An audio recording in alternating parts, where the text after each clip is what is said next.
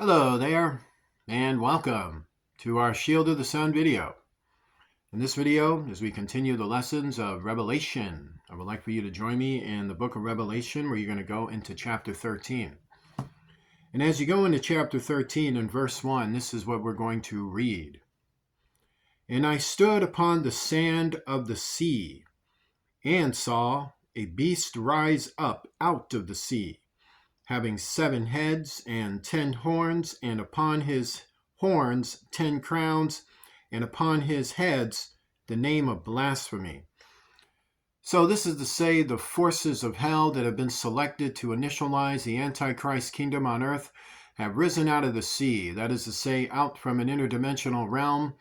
And out from this interdimensional realm, they manifest into our reality by the various ways that have been presented and in Revelation 9 and in other chapters as well. And of course, in the culmination of Abaddon, Apollyon, and the forces of evil that was used to his ascension to Abaddon, and the forces of evil that are used to infusionate when he becomes the Antichrist Apollyon. And thus that is when the beast rises up out of the sea, having 7 heads and 10 horns, and upon his horns 10 crowns, and upon his heads the name of blasphemy. So what we have is a rebellious spiritual Antichrist government on earth, and a regime that had been formulated and cultivated and then made as the years and years of the far future went on. Events seen in the book of Daniel and the conflict between north and south of the Antichrist kingdom in the future. And thus this is the culmination, is what you're reading about in verse 1. And the beast which I saw was like unto a leopard. So notice it said like. And his feet were as the feet of a bear. Notice it says were as the feet of a bear. And his mouth as the mouth of a lion. And the dragon gave him his power and his seat and great authority. So that is in reference to a fallen angel who is leading a satanic hordes, is a fallen angel leading a dark army of fallen angels and demons. And this fallen angel is like unto a leopard, the feet of as were a bear, and his mouth as the mouth of a lion, and the dragon. So that's to say that Satan gave the devil and the manifested form of their son, which is the infusionation of the devil taking this body to live on earth, and thus that is the appearance. So that is to say, this is his appearance, weight of his power, and the ability and the descriptions of his power and his personality and character. And I saw one of his heads as it were wounded to death, and his deadly wound was healed, and all the world wondered after the beast. So it is believed that Abaddon in the far future loses his head, that what actually happens is that he becomes injured in an incident. And in this incident, when he's injured, he resurrects. But of course, when he resurrects, what's really happening is that Abaddon gets killed and his body gets taken over. And the body is infusionated with the fallen angel, who then raises the body up. And hence he becomes, well, the false Messiah, the miracle that is done to deceive people, because it is a supernatural miracle what he's doing. Like he loses his head, he rises from the grave, if you will, but it's not him coming back, it's someone else coming back. It's not the same person who had this ability to, overcome death instantaneously, which is only God can do, or God can put that power in others, and so only God can do that. So what Abaddon is doing is that he's taking supernatural power that has been given to him to fulfill prophecy and then of course that's Satan doing it, and Satan waits for Abaddon to have his head taken off, and then he goes to his son and then has the devil infusionate into his body, and hence he resurrects from the grave. And this is what you got going on.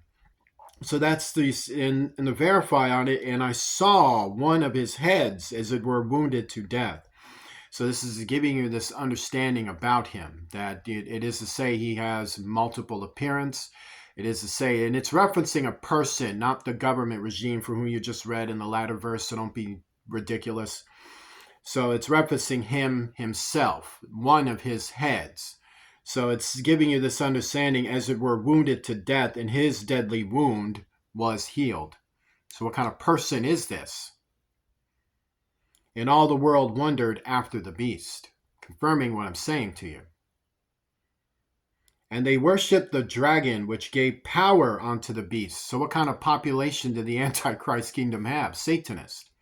They were Satanists. They worshipped the devil. They worshipped Satan. They worshipped Satan. And they worshipped the beast, saying, who is like unto the beast? Who is able to make war with him? So, of course, the Satanists start becoming cheerleaders of their leader. You know, the Antichrist comes and manifests on the scene using a miracle where he rises from the grave and he is doing Christ's miracles. He'll walk on water too. He might grow some limbs out of nowhere. He might make the blind see and all manner of stuff. He might do things that baffle your superstition or the way you like to think sometimes. Like God, well, you can't do that. Well, watch me do it. Can't read my thoughts, watch me do it. Can't do that, watch me do it. Can't raise that cat back to life, well, watch me do it. You can't do this, well, watch me make some grass, watch me make some water. You want some fresh water? Yeah, that hasn't been, boom, here. Now who's your God? Well, obviously, of course I am. Bow down on your knees and worship me. I lost my head and got a new one. Come on, worship me. You know, yeah, it's a very far future. Supernatural power is enacted. And it's enacted by measure. So you'd be quite amazed what's going on in the future. So, of course, who is like unto the beast? Who's able to make war? He's the biggest, toughest guy around. That's what these Satanists are saying. They're going, there's nobody like him.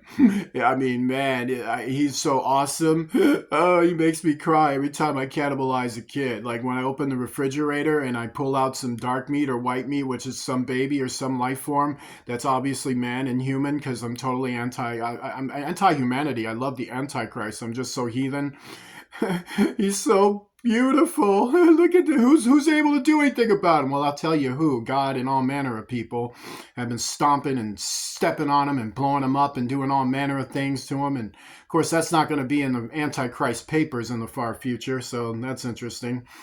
And there was given unto him a mouth speaking great things and blasphemies, and power was given unto him to continue 42 months. So when the Antichrist reaches maximum power at the point where he fulfills prophecy, his time becomes even shorter and shorter and shorter. So the shortness of his reign starts to come. He does have a long reign as Abaddon, but when he becomes Apollyon, the reign becomes shorter and shorter and shorter, and time gets closer and closer. And he opened his mouth in blasphemy against God, of course, to blaspheme his name and his tabernacle and them that dwell in heaven. So, of course, to blaspheme is to say he's taking credit for all the miracles Jesus did. He's calling himself God. You know, he's saying that I'm the Messiah. I was the one in Eden. I was the serpent. I was the one who kicked you out.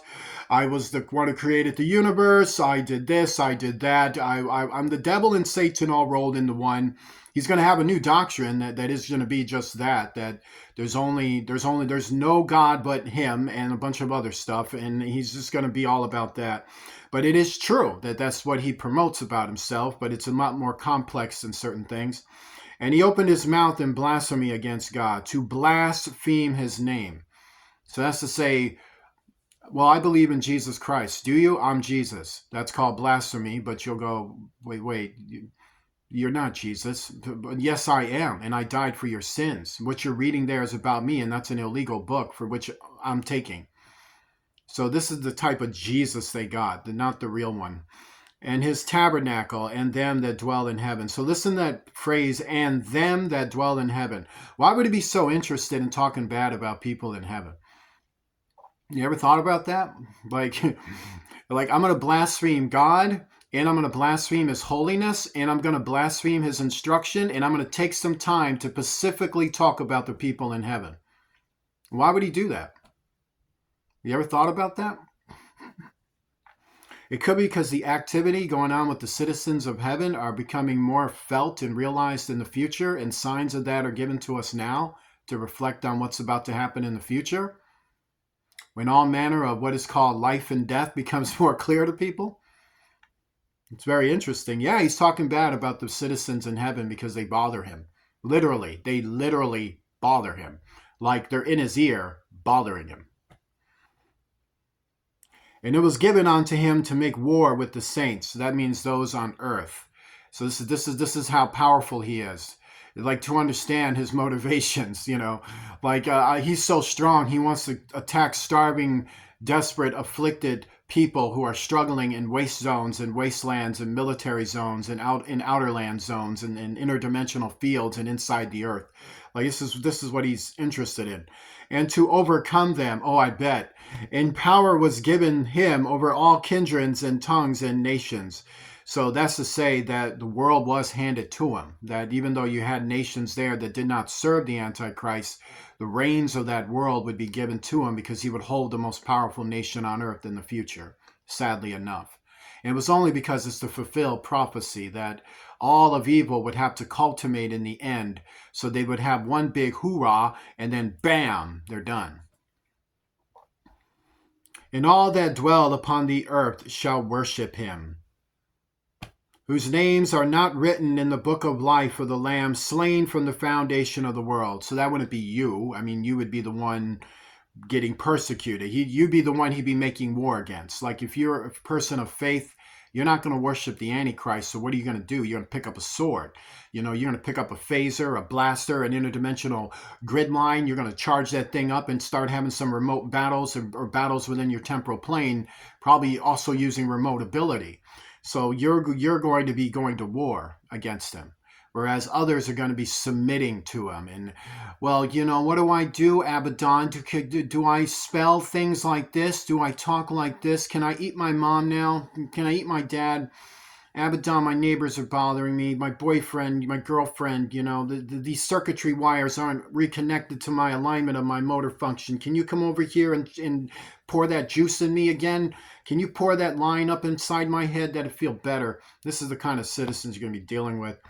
And if any man have an ear, let him hear. He that leadeth into captivity with the sword must be killed with the sword. Here is the patience and the faith of the saints. So he that leadeth into captivity shall go into captivity. He that killeth with the sword must be killed with the sword. Here is the patience and the faith of the saints. So that's involving the Christians in the future and those with faith in the people of God, or the people that don't want to worship the Antichrist, who probably down the road become Christian or become followers of God.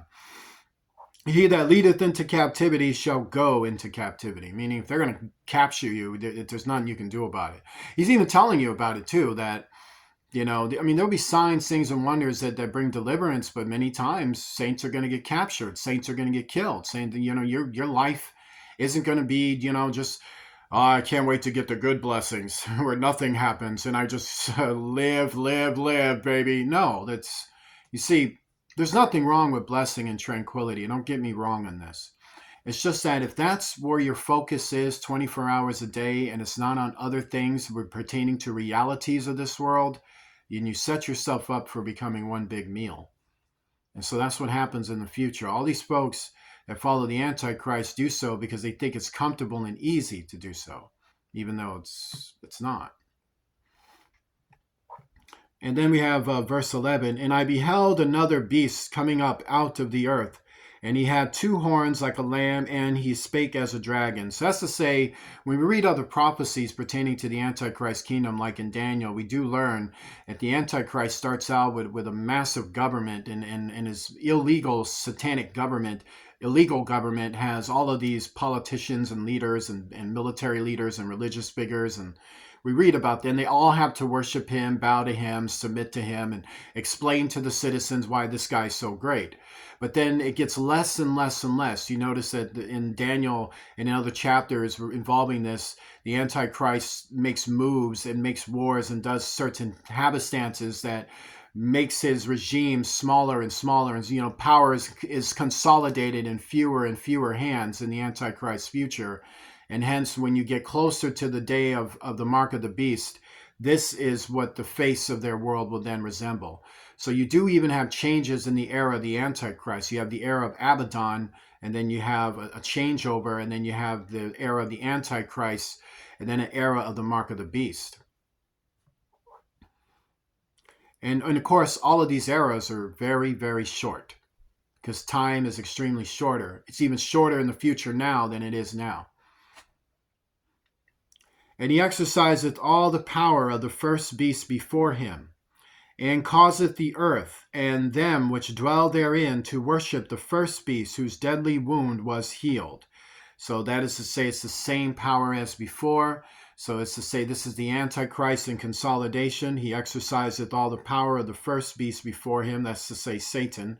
So this is the devil on earth.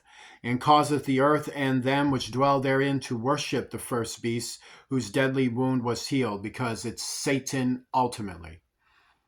And he doeth great wonders, so that he maketh fire come down from heaven on the earth in the sight of men. So that's to give you, he has supernatural power. So when the devil lives on earth, he will live in the form of a man. So she will become masculine on earth. And so that's called infusionation. So it is the devil in her son's form. So it's very disturbing. But anyway, and he doeth great wonders, so that he maketh fire come down from heaven on the earth in the sight of men. That's how the Antichrist destroys people in the future. Just set you on fire. And that's to say, he has supernatural various abilities that come from remote interdimensional dark channels. And deceiveth them that dwell on the earth by the means of those miracles which he had power to do in the sight of the beast, saying to them that dwell on the earth. So that's to say, the Antichrist had the ability to stomp fallen angels. That, see, Abaddon, one of his claims of fame is that he was a person who was able to defeat fallen angels and demons, and he had a lot of them worshiping him.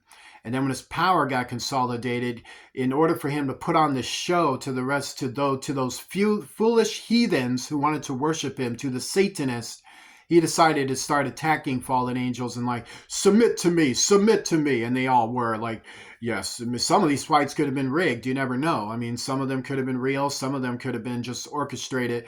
Like the way Satanists do. Did you know, like, Satanists create fake drama in order for you to get distracted from it? Like they'll pretend they're getting raped, or they pretend like there's an outrage, or your TV's too loud, or this or that, or they're out there fighting, and then they're, you know, they're doing that crap all day. So, or they're fist fighting or trying to intimidate you or something. So to understand it, that's what that is that they're going to put on this show, and he's going to engage these fallen angels, and they're going to bow to his whim in order for people to be mesmerized by his power. That they should make an image to the beast, which had the wound by a sword and did live. So that's what that's about. So they praise his miracles, they praise his power, they pray that he can do this, he can do that. Wow, he can do so many things. Maybe you can too. I mean, look at all the things Abaddon Apollyon does. Look at the things Apollyon does. Maybe you can too. How does Apollyon do it? Like, how does he live for so long? Like, how does he survive getting his head blown off? Like, how can he fight these fallen angels at the temporal stance? Like, how does he do that? Just rip some doors open and boom, boom, bam. I mean, how's he doing that? I'd like to know. Wouldn't you like to know? And then there's going to be a big poster and a commercial that says, we all want to know. So let's talk about it. And he had power to give life unto the image of the beast. So it looks like he would like to sell you something. Now we got image of the beast. So we have automaton, abstract of a humanoid thing. So this is to say humanoid with no life. We got substance, image of the beast. That the image of the beast should both speak, that's confirming what I'm saying, and cause that as many as would not worship the image of the beast should be killed. So apparently there's an idea. This is like, so, you know, it's like, how does he, well, you know, we got something here that might help. We got the image of the beast. What's this about? Well, it can speak. It can cause things.